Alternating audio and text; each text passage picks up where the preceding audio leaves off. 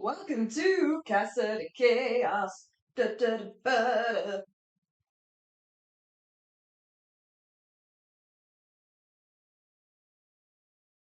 So you may have noticed, I'm actually recording from a very small corner of my office at the moment. For reasons I will explain in this video, because it's quite a large office. By the way, I'm Rachel, if you haven't met me before. Hello, welcome to my channel.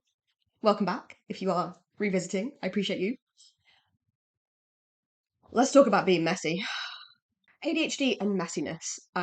It probably seems really strange to somebody that doesn't have ADHD or somebody that just doesn't operate in this way, because I'm sure there are people that don't have ADHD that will be messy like this. Similarly, people that have ADHD that don't kind of have this as one of their symptoms. But for me, it is quite a big one. I'm going to talk a bit about the evolution of messy Rachel, because I don't think for a long time I actually realised that I was messy. And I'm going to talk about that pre-diagnosis. There's two really big examples that show that for me, and then how that's changed post-diagnosis and medicating. I'm then going to give you a little tour of my office and the current mess explosion that I'm currently existing in, and I would love you to help me to just come with me as I reflect on how these things have ended up in the places that they've ended up in, and maybe I can learn some things and you can learn some things to help us with some strategies going forward. You think there was something else, but now I don't know what it was.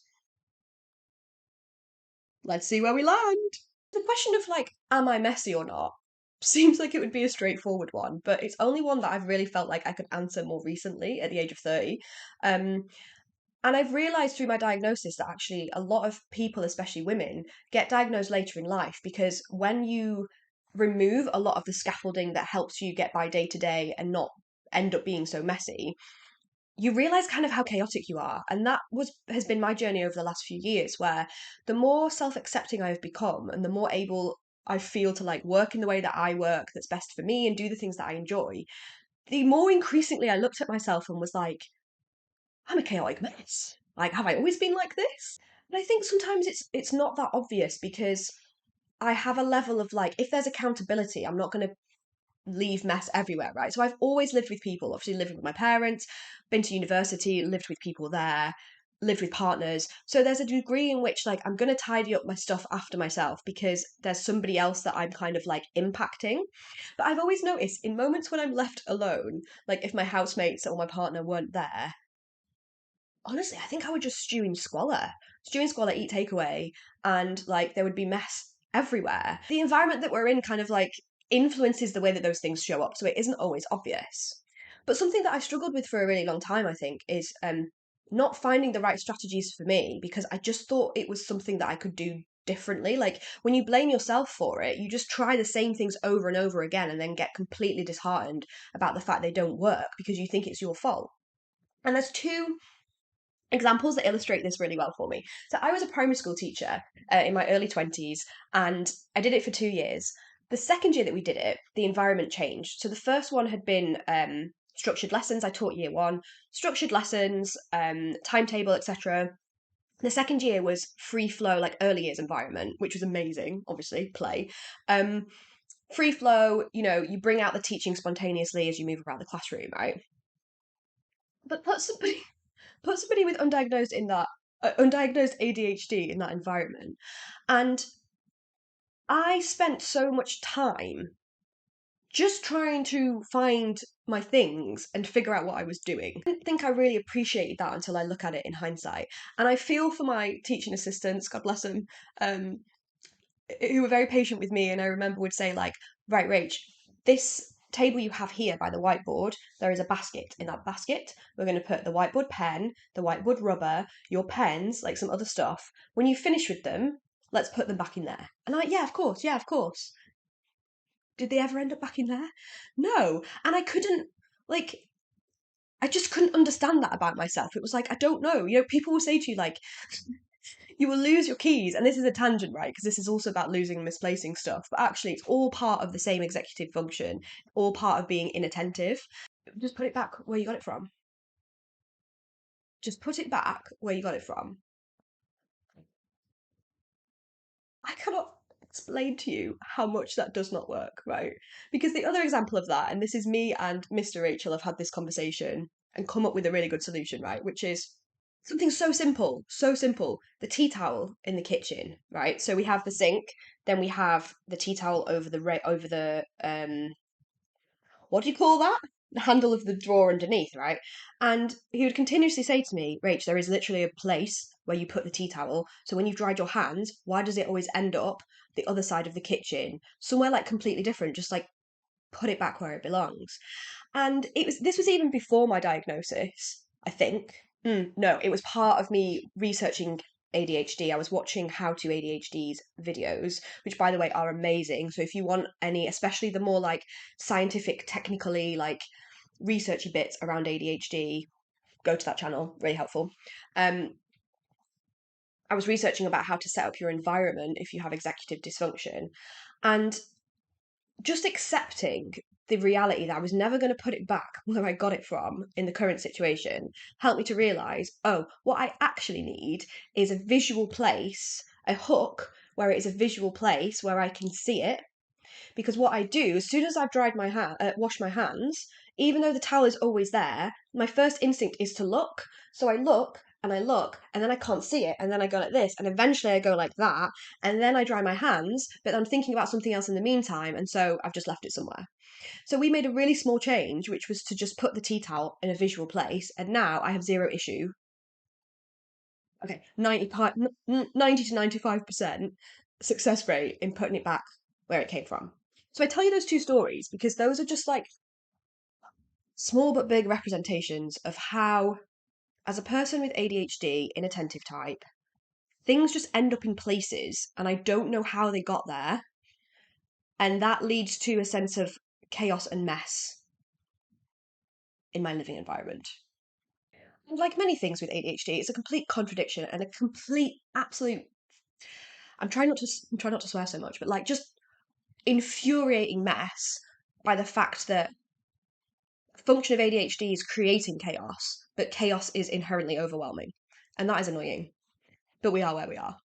So those examples that I gave you were pre-diagnosis. Where am I now post-diagnosis? Well. Think about getting a diagnosis, or even not necessarily a formal diagnosis, but just researching, being in this community and realizing and accepting yourself, right? Which applies to neurotypical people as well as neurodivergent people. Like if we spent more time just embracing the things that we find hard or our strengths and working with them than banging our head against a wall trying to change ourselves, we'd all be better off. But the diagnosis has definitely helped me realize it's not my fault.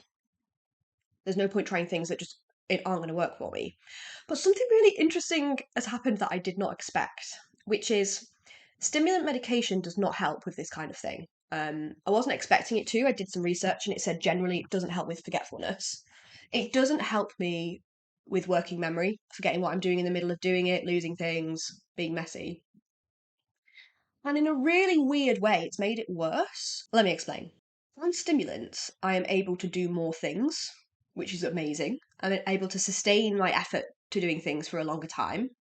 I'm also able to just focus and start and get on with stuff, which means I spend a lot less time tidying as a form of procrastination from starting the thing that I don't want to do. And also, I feel less of a need in the moment to tidy because I can kind of put up with a degree of like visual clutter. It like bothers me less.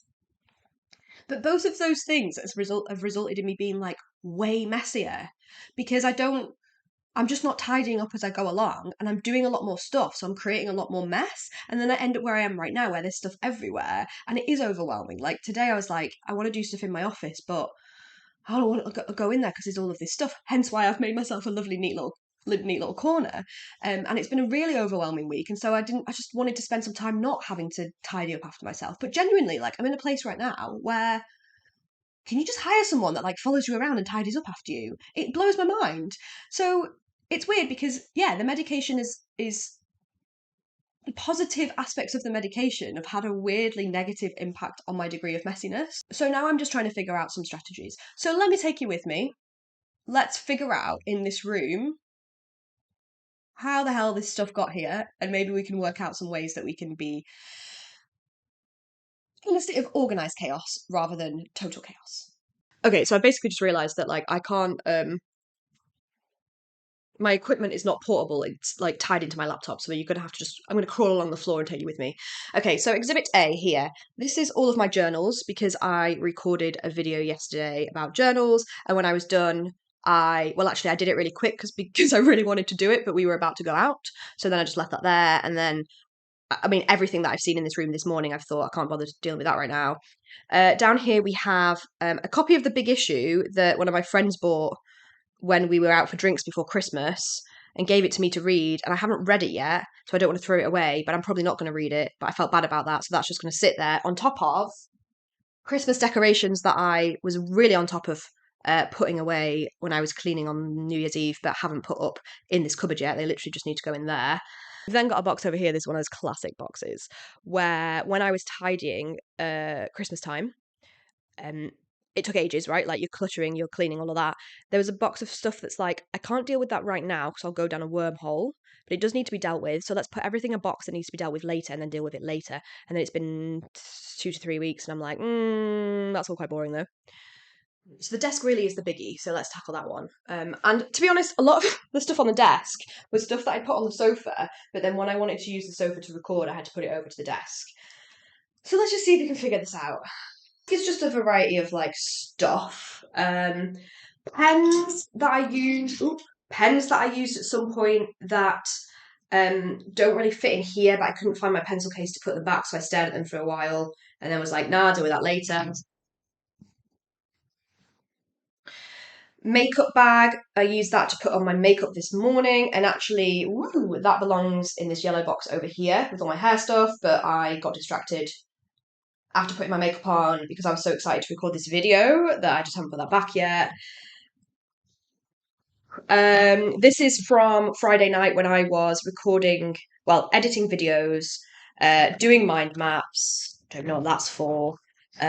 Practicing on my drawing tablet. I then collected everything out of the lounge. This is usually why my office is such a mess, because I collect everything around the rest of the house and then decide that just needs to like live in my office because it's out of the way. Microphone, obviously, so you can hear me right now. Mail for a run. Oh, right. See, that's the pencil case that those pencils should have gone in.